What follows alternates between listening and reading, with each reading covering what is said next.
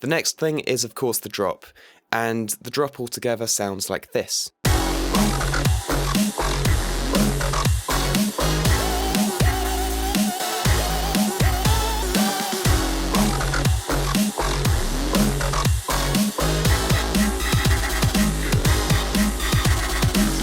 I'm going to start with the drums on this one. So this is what the drums sound like.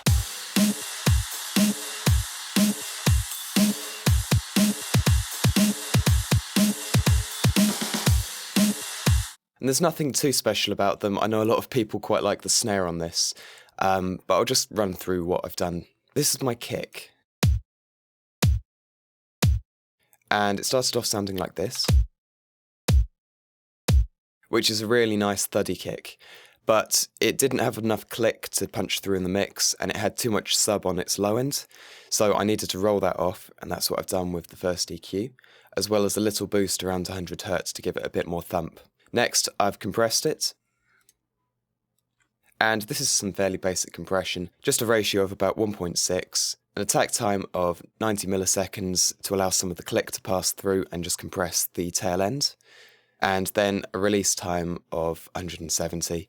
And the release doesn't matter too much in terms of this compression, to be honest. It doesn't make a big change to the sound. And finally, the final parametric EQ gives a bit more of a boost around 2 kHz and also takes out a bit of mud around 500 Hz. Next is the snare, which I know a lot of people like, and the snare comes in 2 parts and is layered up from samples. This is the first one, then the second one, third one, and the fourth one. So the first 2 of these go through the first channel, and what I've done on this channel is I've put on a parametric EQ and taken out a lot of the top end, and when you put these 2 together it sounds like this at the minute. And the next thing I've done is I've added in a CM fuzz to distort the signal. Next, I've got the second channel, and I haven't put any effects on this, I've just literally used it to combine the samples.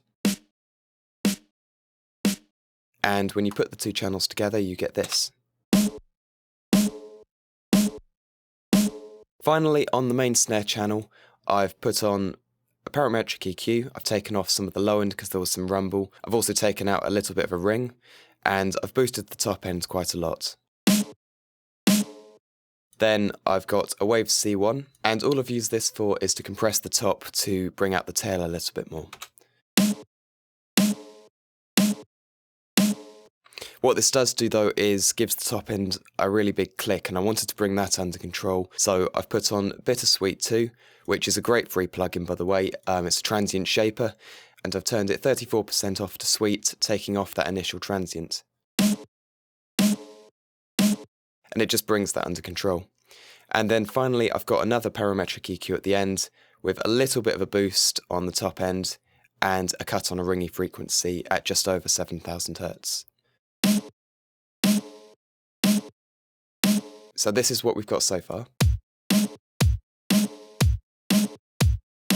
Next, I've got some cymbals which I've put in, and this makes up most of the top end of the track. Again, it's an Easy Drummer patch, and it's a patch I've made by selecting some of my favourite cymbals in the Easy Drummer pack.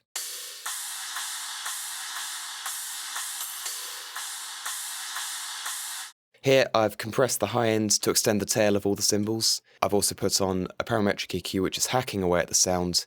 It's taking out a lot of frequencies which were clashing with things like drums and synths, but I've left in the top end, which is the most important part, and also a bit of the bottom, which is what gives a cymbal its character.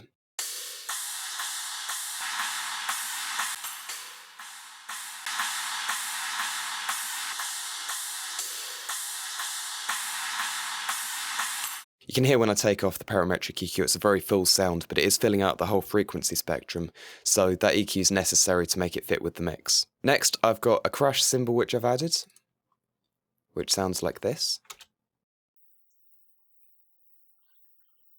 And as you can probably hear, it sounds completely wide. And this is because after this parametric EQ where I've taken off the low end and given a bit of a boost to the shine, I've put on a stereo enhancer and inverted the left-hand channel. And the reason I've done this is to balance it against these cymbals, as the acoustic cymbals are quite mono in the mix, so I wanted to give it a bit more of a stereo sound.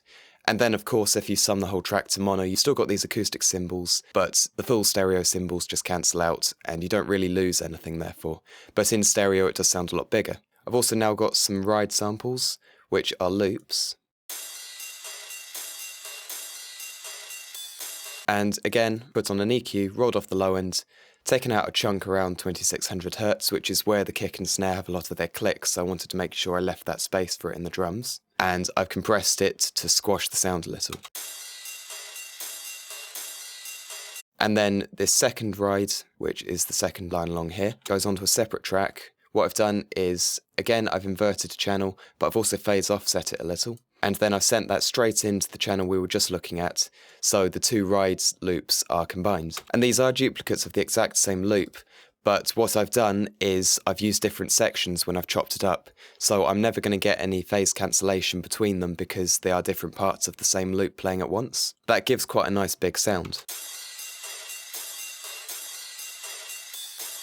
And here I've got another easy drummer patch, and this is literally just a snare roll which adds accents between some of the beats.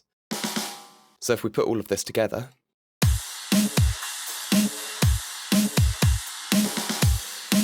and all of this is being sent through to my drums tracks. The kick and snare go through onto their own track, which I don't really use for processing.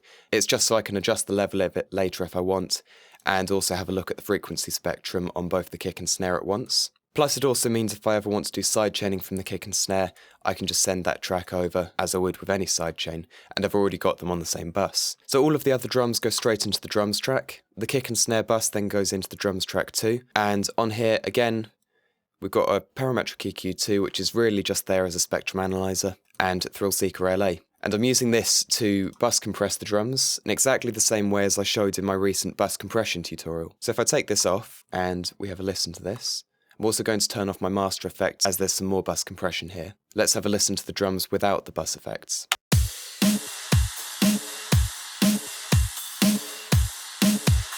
And with.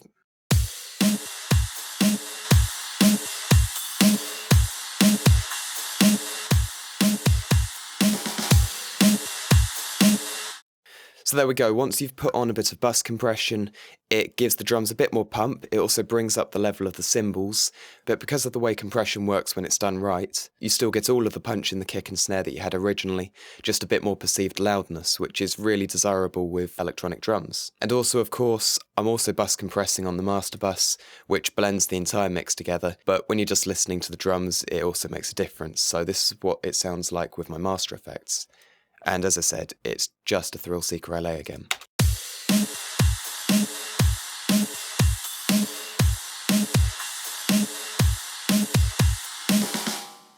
So that does squash the drums a little bit more, but once you put the whole mix together, it's actually affecting the whole mix, so it's not quite the same as putting two bus compressors in series on a track. Moving down now, I've got my sub bass, and this is a patch that I've made in Zeta 2, and it sounds like this.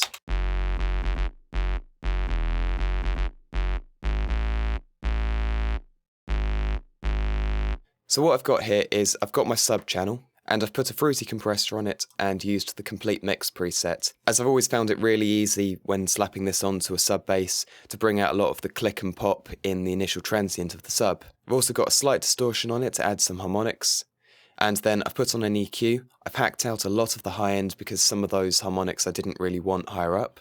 I've also taken out a bit around 100 Hz, as some of the higher notes it was getting quite ringy but also clashing a lot with the kick drum. So I wanted to make sure that I didn't have any harmonics around 100 Hz because that's where my kick is punching. And the high pass at 23 Hz is there because although Zeta is great for sub bass thanks to its burst control, which basically adds more transient and punch to the start, the burst basically creates a digital click at the beginning of the sub bass, which means that the whole spread of frequencies is being used, and that means a lot of frequencies which I don't want below my fundamental partial, especially when they're as low as 20 Hz. If they're really loud, they can start to damage speakers, but they're also not really desirable in a mix because they start to reduce your overall headroom. So I've put the high pass on just to bring that under control.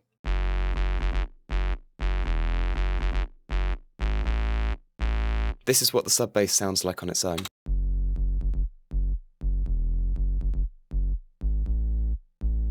And although I've taken off a lot of the high ends here, I have then sent on the sub bass to a distortion track, where I've low passed it at 500 Hz, and then heavily distorted it using the American high gain preset, which I've tweaked inside Camel Audio Fuzz. And then what I've done is some more harsh effects. I've high passed the distorted signal, taken out some of the mud around 500 Hz, and then heavily boosted it around 2.5 kHz. And this is what this sounds like now. This chain's a lot like the excitement chain I used when I was processing vocals in my recent vocal processing video, and put together this is what it sounds like. And this EQ here will show you the harmonics. So it's mostly sub, but there are loads of harmonics all the way up now. It's a very full sub bass sound.